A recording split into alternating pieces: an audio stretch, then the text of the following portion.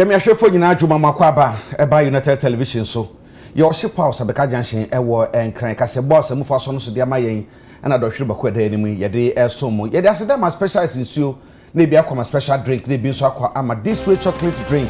and then the coffee drink na ne krakra no akọ ede ama ni fufuo na fe neat abekwan ye kam se kase boy okọ DSTV obanyan o channel 360 sanso na social media handles hawdo ni nyina no e kase boy etwegu ewo ho na nsema de bram de di wakuti ne bi ene se mampenya be de ekire de to dwe ekire mu se ehu behia sensor ene abane kabom ene mama ne tutu emra ebehwe ama free SHS akoso ye no enchempenifo be kwa koto ma hibedwom na ene court kwasetena ama tape bi ese ekoso ewatoni general ene owuraja kwantemu no court ahye bre ebehwe se tape no ye betumi e de abedi adanse e court na aye ambulance wo sensem idom kuma de atodwa se bribi court betena se wodi asem no omonkom ahibedwom na owura Hassan Ayarega na ka se wose Ghana ban entumi manage ECG a yemfa ma no National Identification Authority adwumayefo waburu East Mantem ni mu ati etua ensemi ka na de bram se kase kenkanfo a anwumre yeso mo ayeme eja kwabena nene ekua ejiwa kodo Afrika se bona mu nsam nie ya nyina nim Ghana mampani abedi akire His Excellency Dr. Mahamadou Bawumia ebo apro Asante Mantem na ode akotudwo ho ekire mu sa wo behia se nsore ene aban ekabom se na be betumi aboa ama oman puntuo akonanim Otra na ensori ahodo no wo mo ye oman no empuntuo mu aboafo soronko a ewo se enunti eba etuotu a enka yeyi wo mo sinchen na ye nhihye bi kura de bo mo te se de amanonefo ba na ye pese wo ka oman mu nti no ayayeye ede ma wo mo ade mo se so hwe oman Ghana ma ensori wo mo si schools ahodo bebre wo mo si ayaresabia eye mpuntudwuma ahodo bebre de boa aban no so na sene ema emu adodode no omamma ne nyina ebi eso wo mo so enti sebi wo ho ne ye de ma ahoho a wo beye enwuma ha sade beye oman bi ka e wo se ye bi e de ma ensori no so mampani abedi akira wo tu franka e de ama NPP amanyuko no Dr. Alhaji Mahmoud Bawumia wadi nsem nyina tudwa e wo ne da edikan e wo nansa ento aba wode aba Asante Mantem e bra no ne ensori mu akandifo ene asofopon akwakohia e wo Church of Pentecost Makion Temple wo Asokwa. The church has been the foremost development partner of government. The foremost development partner of government. When we talk of development partners, usually we are thinking of foreigners. But no. How many schools do they build? How many hospitals do they build? How many people do they take care of? How many universities do the external development partners take care of? No. The churches are building hundreds and hundreds of schools, hundreds and hundreds of hospitals, hundreds and hundreds of universities, and so on. They are the #1 development partners of government. But when you look at the churches, the exemptions, the incentives we give to our external development partners, we don't give it to our churches and faith-based organizations. We don't. If an external development partner wants to build a hospital, we'll give them all the tax exemptions, import duty exemptions, and so on. If the church wants to do the same thing, we don't do it. We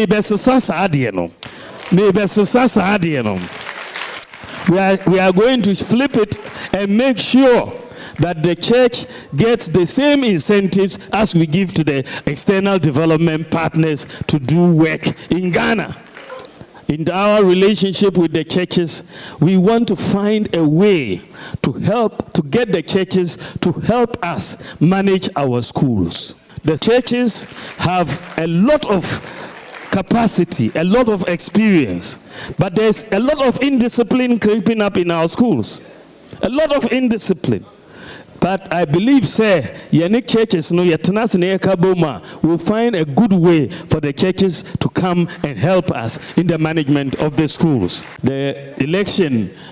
Saturday, also they have an issue as far as voting on Saturday is concerned. So we are going to have to face this issue. We have to talk to the EC, but definitely I believe, the next parliament, we have to pass something or reason with the EC so that we can have a date like they have in the US, say first Tuesday of the month of December. Then that solves the problem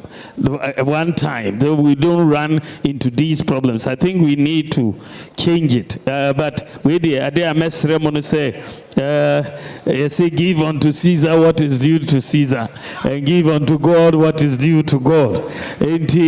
voting no a civic responsibility. And kamono me be adwin na mwakoto abano na yenya ne ho faso e be yi pa.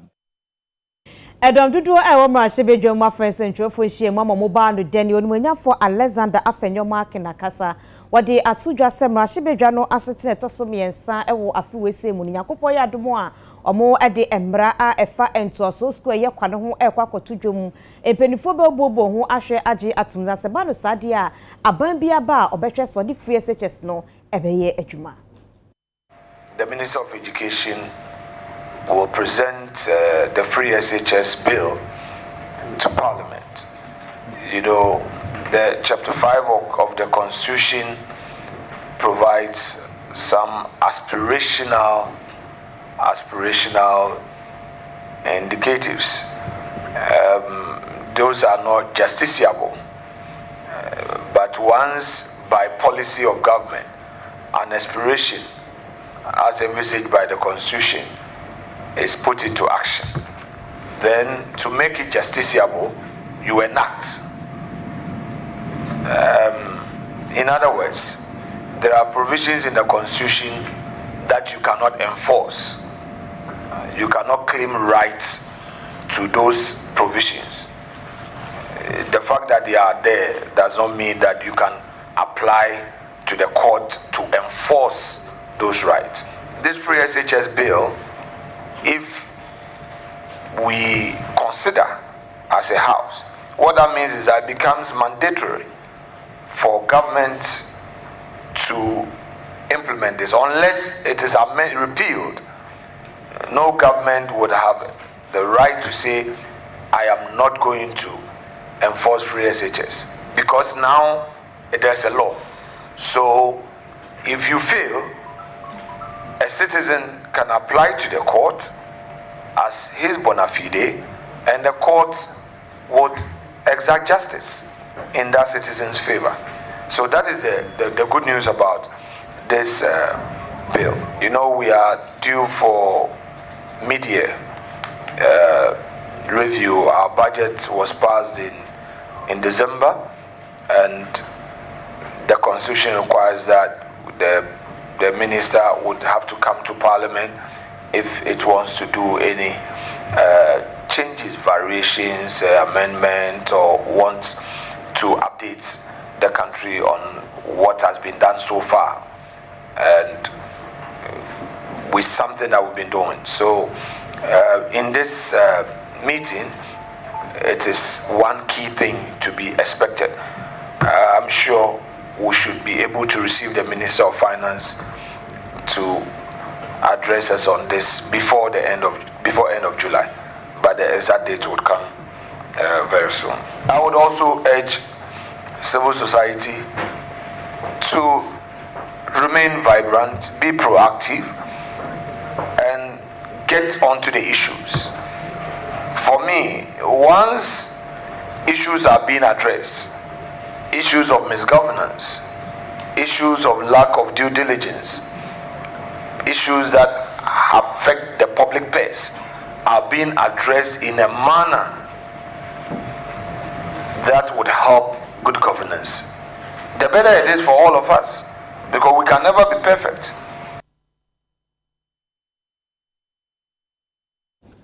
You were to forcing any sa court in semi ye nyine nim the ambulance in semi ansem na meka na ene court no ekwa setena otimuafo afia sewa asarbucho tina adwamu no lawyer ni awo no na ejina hode ma wura to forcing Dr. Basit Bamba edutudwa se sa nkomudi ekọ so attorney general ene owura jakpantem no obehia se wo mode eba court se de be ya ebe adansidie ewase ni ne ho na nenso sa nkomudi no mo bo court ho na broadcast no se hu hia se ebe mu sansa no betumi aboa matentre ne so atumi ayadwuma broadcast no nya de a ɔman ko aduboni epene so ye ewura Yvonne Atakora bo bisa pene so se bibiete sa na enkoso enu nti otemafo na hye busumi ni de to so dumiensa e no betena sa hye se sa tape no ye de bedi adanse o court anase debi. He's a lawyer. He comes to court as and when he deems it fit. If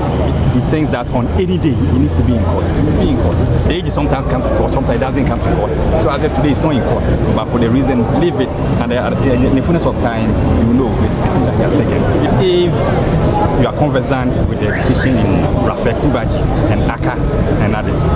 to the fact that you cannot record someone discreetly without the person's consent, and that if you want to record and that recording borders on criminal conduct, then that recording is properly carried out. Our argument is that no, the judge has made a finding that the AG at no point suggested to the third accused person to implicate the honorable man of leader. So there's no basis of fabrication of evidence for any. So there's no basis to have this audio admitted. But of course, it's subject to the decision of the court. That's why they also count. So let's leave it to the court to decide. Under Section 239 of the Criminal and Other Offences Act of 1960, Act 29, and it says that if a public officer engages in willful oppression, among others, it is a criminal offense. It's a misdemeanor. So what is the definition of this willful oppression under the Criminal and Other Offences Act? 246, Section 246 defines it as a public officer exceeding his powers or abusing his powers against any person or a judge. So Godfrey Dame is a public officer. He was the conversation with Jackman are matters within his official function as the prosecutor in chief, the man in whom the prosecutorial powers of the state are all vested under Article 88 of the Constitution. He's supposed to be the guardian of the Constitution and the protector of the judicial process and the administration of justice. And you hear him telling an accused person to agree to his deal and testify in accordance with his theory. Clearly, he was acting in excess of his powers and breaching his powers. That is willful oppression. And therefore, on that leg too, his right of privacy under Article 18.2 cannot hold, because the tape reveals the commission of a crime by the Attorney General, and this tape can lead to the prevention of that crime. So these are arguments that have been made in opposition to the objection that was raised by the Attorney General. As for the fact that sufficient foundation have not been laid, you know that cannot be true, because at the last agenda you saw lawyer Didi Tamaklo, who was holding brief for Dr. Bassett, laying the foundation, leading to the judge even making a ruling that discovery should be made, this tape should be filed, and all the parties giving time to study it. Ample foundation has been laid, and so we will wait for what the court's ruling will be on this matter. But for lawyers for Artiforcing, I can tell you that they are determined to explore the judicial process to its fullest. Na All People's Congress APC amayeko no kofa bane ne ba no dani Owura Hassan Ahyariga akasa edi atudwa sesese no hwe sede asidi no asi ate abafo no animagu ase no a ewiase nyina sika no ye de animu hapa na eye wanwase obi a wase wo sikasem age nkwa ehwa ma niema koso enei eniema age nsem no nti wosra ban no se won kenya ne ho enye bibi emfanfa sikasem ne ho. The importance of his then running mate, Dr. Mahmoud Bawumia,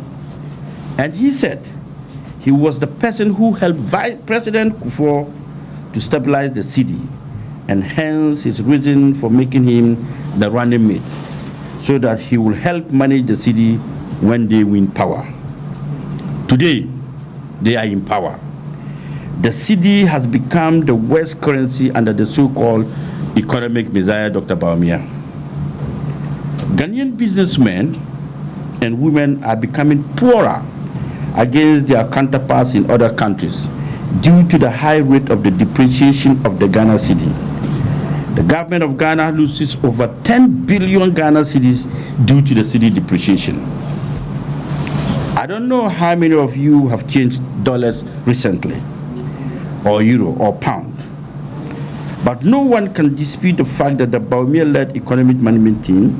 has done a woeful job in keeping the cedi afloat. There is no strength in the cedi against the major trading currencies. The result clearly is the high cost of doing business, which automatically leads to a high unbearable cost of goods and services. Openi kasa mu no sande tudwa ewe uru Hassan Yarga Korea san kasa no kire se ECG abribia eka ECG abribia samsam wo nti saban no tumi enhwe entutu ECG niam yi a wo mo nane fama ono Hassan Yarga no ne ankonkro betumi ahwe ma ECG ejane nanso. The effect of doing so on Ghanaians are devastating. Many businesses have been forced to shut down due to the high cost of running on generators, resulting in job losses and economic hardship for families. Students are unable to study due to the lack of electricity. Some media houses, some of you, have to close down for a period of time. Hospitals are struggling to provide necessary care to patients. It is a shame that our government has allowed this crisis to affect the lives of the citizens in such a negative way. My call to government. I am calling on government to stop their arrogance and take immediate action to solve the power crisis. We cannot continue to live in darkness while our leaders turn a blind eye. It is time for real solutions, not empty promises and excuses. We demand that the energy minister and his staff be held accountable for the management of the ECG, and that competent individuals with a track record of success be appointed to lead the company. The power crisis, or doomsday, is a national issue that requires urgent attention, action from the government, and we will not sit idle by while our country suffers. The All People's Congress urge the government to put the interests of the citizens first and work towards providing a sustainable and a reliable power supply for all. If they cannot manage ECG, I am ready to take over, privatize it, and I will buy it. Yejina we say so ahumi abasisi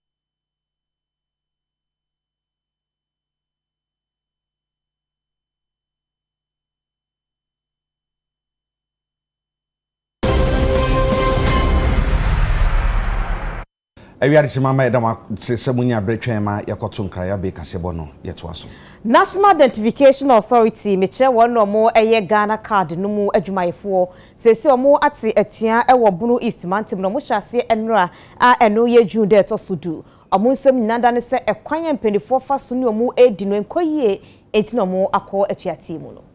esa na wotwe a etwa mu na wieye NIA meche National Identification Authority adwumayefo ede ebetu edwa se wonom ekọ strike a wonim da wo beba no enam so ma UTV Central for ye mantam mama ne bofo wo so etu anamon kokohweye se wo adwumaye no send city enti Bunu East mantam ye Central ni ekọ ye se wonom ekọ akohwe se wo so ade a adwuma no wo so ekọ biana. I'm here because of my Ghana card. I lost my Ghana card on my way back to here from work. I was on the way and some robbers attacked us.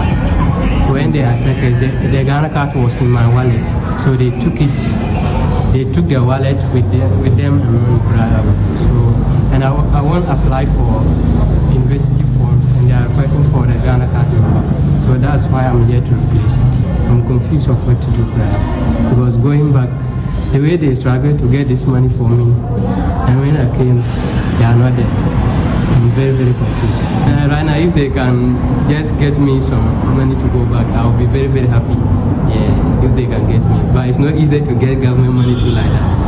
So now I'm very confused. This morning, I just came here for my Ghana card. I think as this is my first time, I traveled outside. And I'm now around, so it will be necessary for me to do it because going out, all documents should be in place. It will hasten some of my documentation processes. But I came here and I see their doors locked. As to why they are locked, I can't really tell. But I'm hearing they are on strike, and I'm supposed to go back. Then maybe next week, not maybe, definitely I'll have to return next week. So they're not being here, honestly speaking, I don't know, I'm lost, I don't know what to do. The Ghana card, as a matter of fact, it helps in establishing that I'm a Ghanaian, you see. So if it is not there, then definitely some of the documentations, it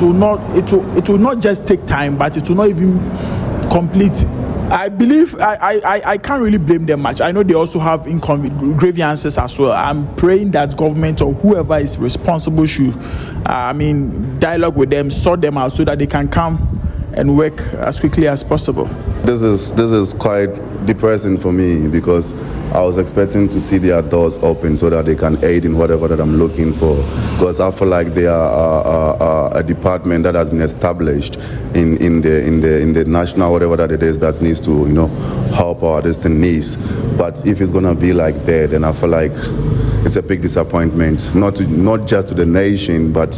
to the world as well, because they are Ghanaians from, as he said, from different part of the world that will be home and they would like to have assistance from these people, and if their doors are closed, then yeah, it's going to be a very, very, very, very crucial issue.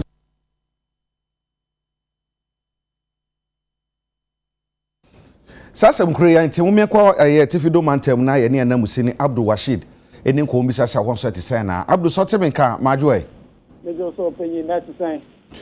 bokona yenya ne tie se Bunu East ani mi ahodo no Ghana card for na tie tue na tamale nso no kwe soba tamale main officer NIA no hono anapa mi ko hono mi hu se na activities dia enshada enkoso na mi buru mo mene management member your friend Bashir Justice Yakubu ono no regional director ono chairman say ono de every say oil management member ono de on timi enco strike but me sure officer me buru hono mi hu say na officers no ebi aba but omo ye ejuma omo dexa ka say omo take applicants through the process no that's nya empty na me pia bonsen na drivers are na omo drive NIA cars no mo nyina echi abonten me ne bako kasa na o chere me say omo ye omo workers na omo ho no NIA no omo belong to two workers union TUC and a public service workers union na public service workers union no omo fair strike no but omo under TUC no omo so omo abedwuma but omo ye hwe na omo under public service workers union no omo ye call officers omo take through registration no but omo we teams me dey omo ye say optional members say drivers enti star drivers no dey no mo dey omo te abontin omo ti mango dia say but inside no na activity dia enkoso but then unfortunately no tamale premium center na Tamika Premium Center tamale station bia NIA office bia so free upper east upper west northern northeast savannah honomo na omo nyina ombeji data ana embe finalize bibia ansa na odia de akọ in various regions but then if we say NIA officers across tracking see ndura for instance nkofo bebre eba honomo say ombe registration but unfortunately no omo ten omo nyina back to omo base na omo chere say omo welfare and other condition of service and omo main problem enti last time no omo free meeting na meeting no omo start na inconclusive but then management enti ana onkofo omo responsible for omo allowance no omo sheda antu she data so omo nyina omo share no an say omo ajai meeting na hange up to ndra omo eco strike no currently aye ke say officer ewo tamale aye premium center take care of 5 regions of the north no omo yejuma see enti ama pressure ba amanfo no so woni amanfo na ewo ho anka bi omo kokoy mo card no wo hia bi no mo di nkomo ensam na mo ka kire wo nde me ko hono me ho nkrofo me ni pe na omo ba hono but omo kire me say ndra nipa bebre ba hono say omo beye registration if you say omo cost strike nti that registration process no amba so now unfortunately no omo ba ndra no omo free upper east to say better 5 free upper east and 7 free savannah region on omo ba hono and unfortunately no omo ntima yenti na omo catch the relevant authorities say NIA officers and ejuma NIA very very important for national development enti obia obetnasi ana nipa ana epoyimbia obetnasi etimi make sure say sankofi condition of service and other allowance there pending in say omotnasi na omotimi iron star difference so that NIA officers no omesa eba ejuma ye da se die kirema ye hwe se bia afi ochine ekono ye bete ensem de bia ye na musini Abdul Rashid ne yete ninka efi o menti fido manta minyina afa Ghana card adwuma yefo a o mate atua Cardio Center eno ye baby ehwe akomayade wokolebu abanyare sabia enya emfinhye aduasan mu 35 years eno 1924 eye amamre ne amane amafidida no akoso ama wo panyina wonu edi kan ehwe ye ma sanhye de baso obenfo kwabra frempon boatin yabona baso se wayade National Cardiothoracic Center afiapem ahankono aduowotwenkono 1989 ena wonum esiye ana odwie ano ewo Kolebu Teaching Hospital sabre no na Professor Kwabena Frempon Boatin wono ena na oye panyini a oda apomudin atena yeyi ano opanyini eye sede ebeya ebeboa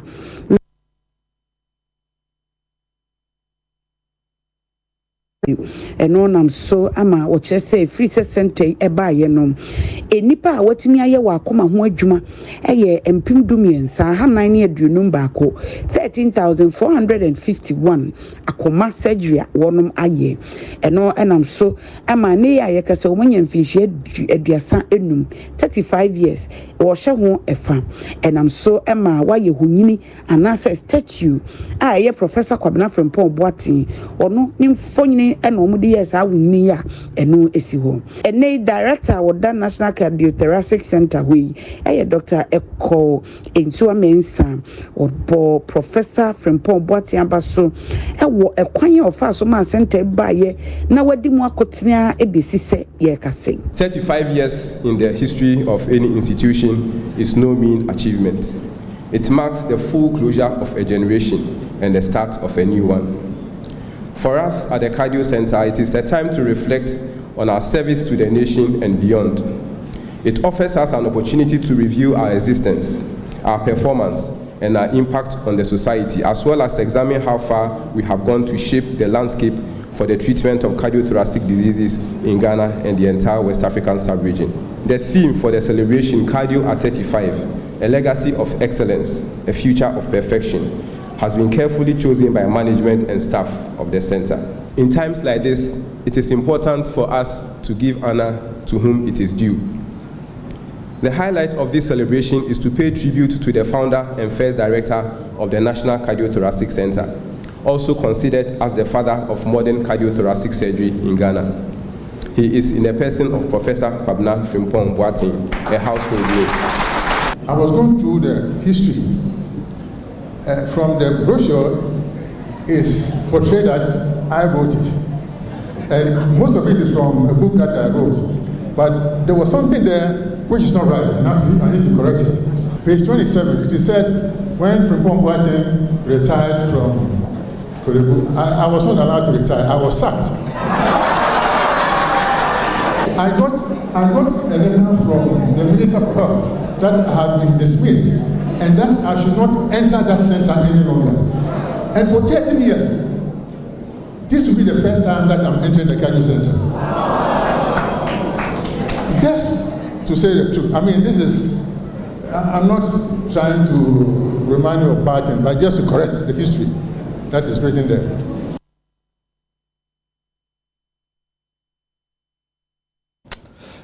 Nipa ya de osa yeyi wa sumo man yi papa je na kofa ne bae fi Germany. Oh, okay. Na papa wa sum wabo adwuma. Wo hwe nipa dodo a wa yam kuma ho adwuma. Ya do so ye pa. Ti do ko de ya ma muni adwuma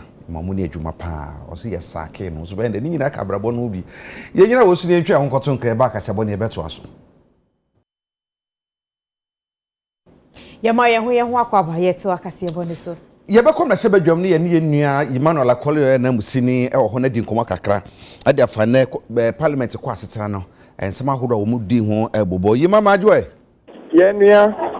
efa yima mete nka chewo me wo ho pa yo yima enwem kom na sebe dwom ye nya ne tie se asetena ne koso na ensema hodo bi a mo kan ho asem eye se standing committee no o mo so behwe no man sakramu ewo mu afi roto o mo so de ba no minority for say asre samopa no so ade e ba so court na fi yenhwe ambulance sam no don kuma sesa da bia na atofo se be court bia no wo mo sanya do baba na hyebedwam eno so ka na fi ya hwe nansen nyama ba ku be no miesa bia court so ho no wadaroma boyemu yo me the minority for ambulance case na ewo court efa Dr. Tufos minority leader ne ho na eneno minority for friends and for honorable Governor Swami Abuja minority whip and our science MP for Adakulo no kasa no say minority no is say emidia ambulance one seven work court no ye be Fred Dr. Tofosen say omra court na omonto asem na omudi wo ho no one minority for emma parliament me ye juma ibi o metumi ababa say omo betina chamber ni mu so omo be ye djuma ne de eyan ade a omo ba be ye djuma omo ebe kwa kuja wo mu nua no anase wo mu leader anase boycott no be ye ni nyina no omo de tai ni chi isan say omo de request ana de sre akoto judge asem no ikita no justice sewa bochi ono justice sewa asari bochi omo de adisra kotu nenim se anka emre ene days Dr. Tuposen ya schedule se obeba court no anka court no ma no kwan na se edu emra obeba parliament abeye na juma na anka omo aye nhye ne nsaka we se ene ne parliament ko so obekwa ko ye juma na enkutia omo de sa asem no ko to judge nenim no wentie won ebisade no eninti na minority for esi stage na say wo mo be boycott parliament dey dia obekọ hodomo no na efa roto sa emse aban pese osan etu anamo na kwan bi obefa so a aban besan agi road tools no ehwan asem asan ye pida no honorable governor Kwame Agboja a okasa ma minority for say omo hodo mo na aban yankasa ba ye se wo be yi road tools o minority for kaseti aye enso aban ampene na oyiye na enne omo atete say road minister ka say gise aban a obi onye serious no be ka say on yi road tools na ye won aban entity aban ya na o kan say o ko yi road tools no nti e ba ne say no no yi road tools na pe de na minister ebetwa no ho aka say gise aban a onye serious no be ka say on the road tools na sa na one minority for no say yes road minister no aka inti tuomo ne de say ye pe obi on ye serious a wo mo say major aban a otia kunwa so inti e fa road tools no so no ehwo asem no sa na ekuwie na mrasoja no ekwa ahumije no so wo mo ebie no mo be ye adwuma eya mpenyifo eda parliament ano no woman ne yen central board ebe kasa eye minority ne majority mpenyimfo na afi nso eye parliament adwumayfo a we adwuma no ene yen wo ekitahudie no won so media relations for so etumeba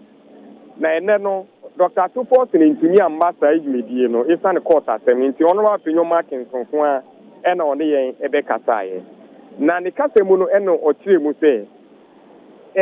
aban the bill be about parliament na pre-SHS bill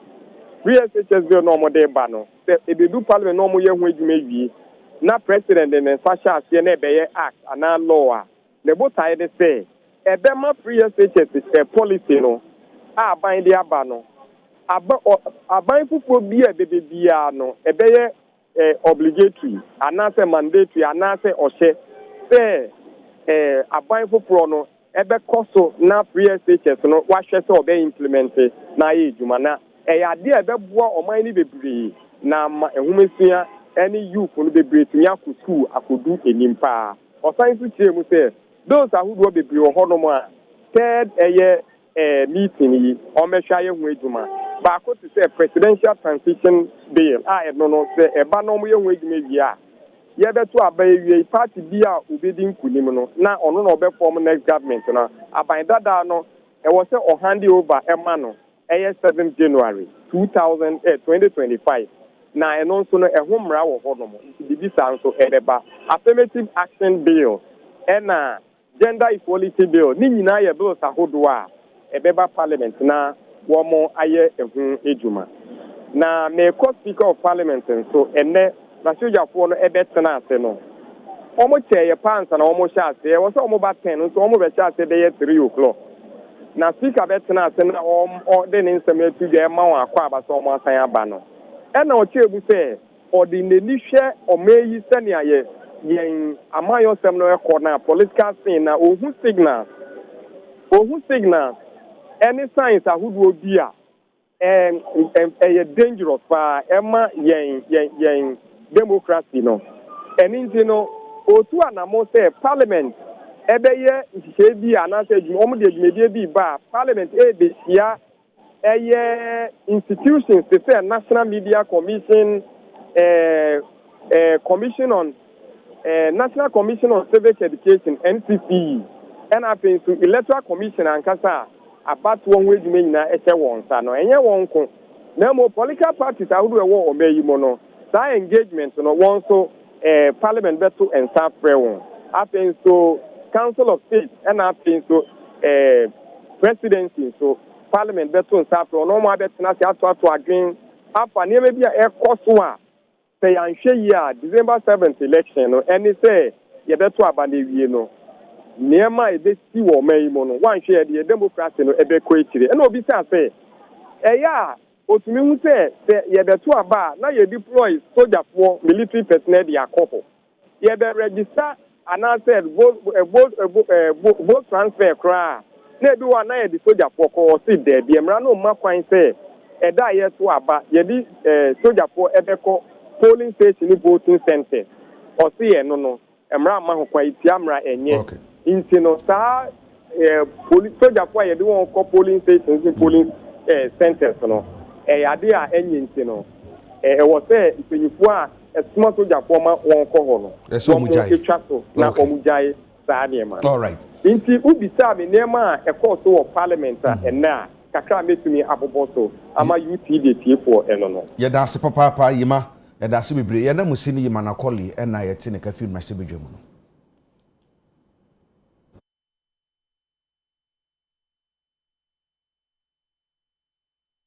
kasemu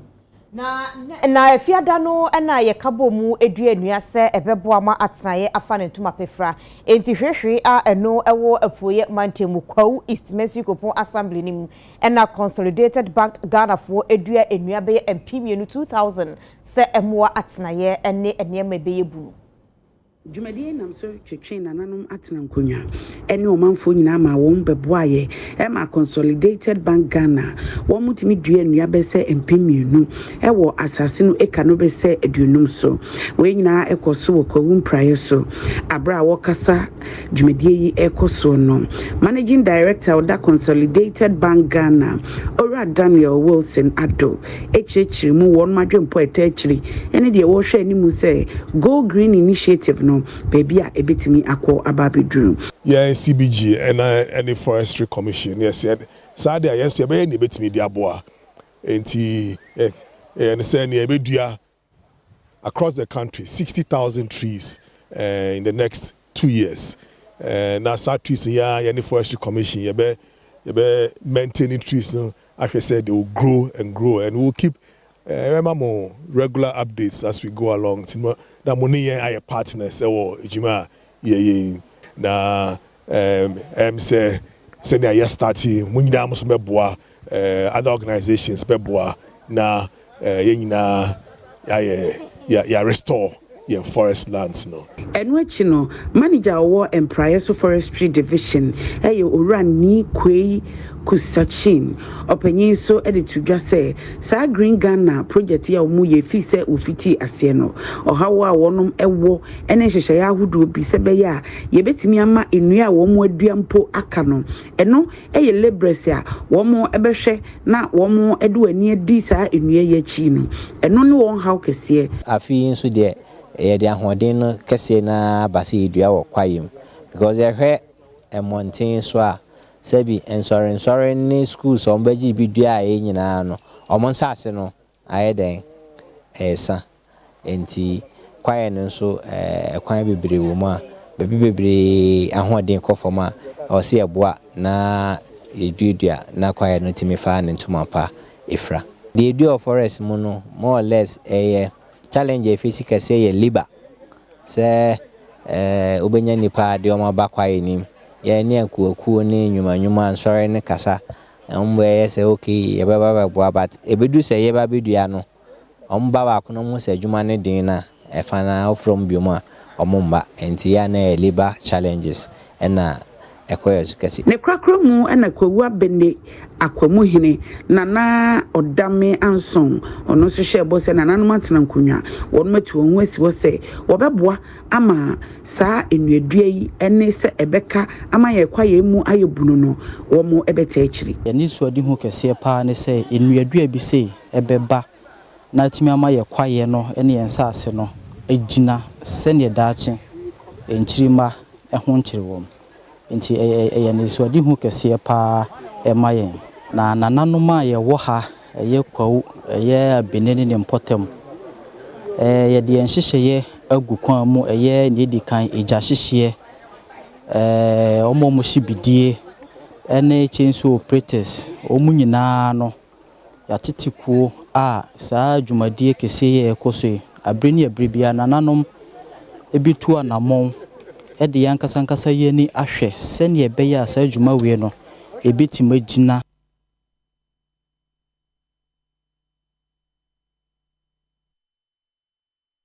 Awia de kasebo no asi aseda kwama special sensuo na special drink ne bia kwama this way need fufu na finita bekwan jewa medin de akua ajewa akodi mene